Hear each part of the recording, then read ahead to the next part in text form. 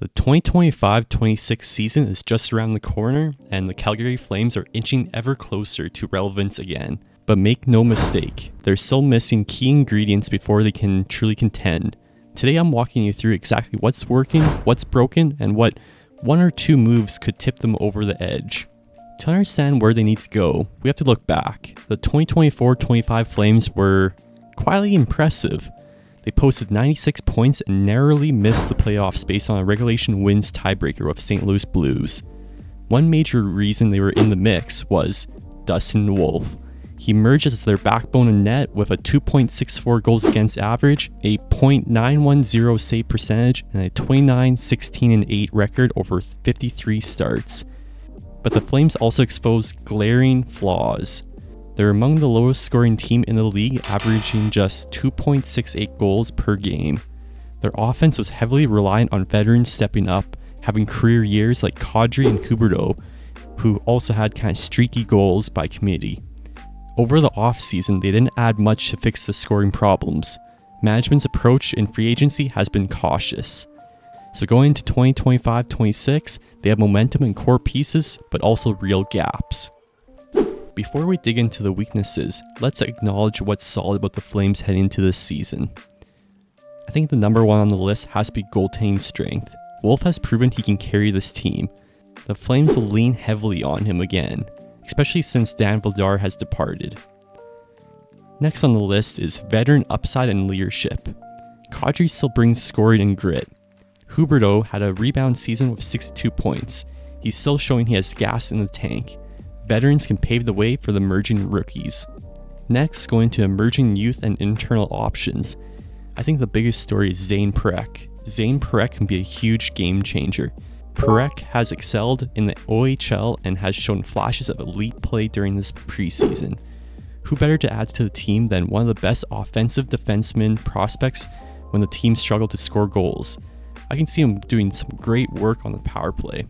Another key player is Morgan Frost. Morgan Frost could be a surprise as a third-line center.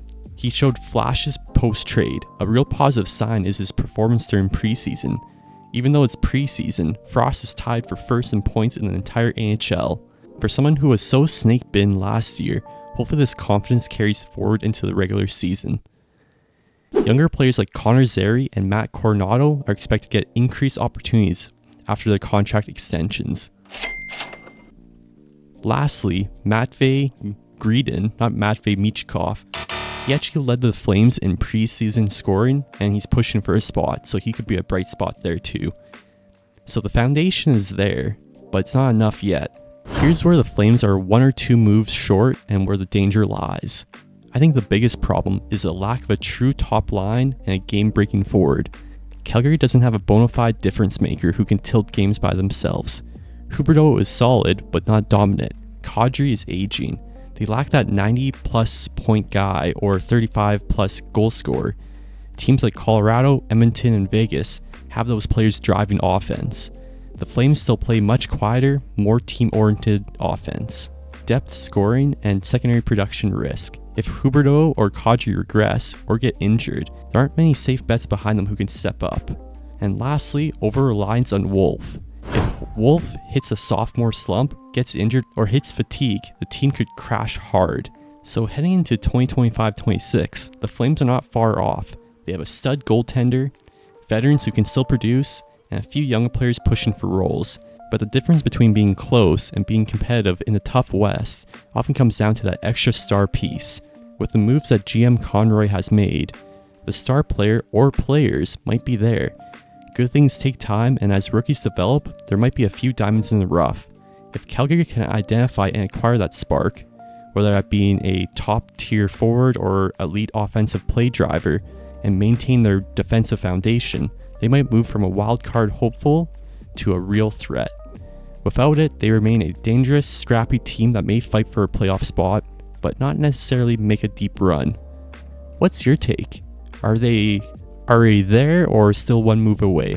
Who should Calgary trade for or try to sign to make that difference? Drop your predictions in the comments below. If you like this breakdown, hit like, subscribe, and ring the bell for more hockey content all season long. Thanks for watching.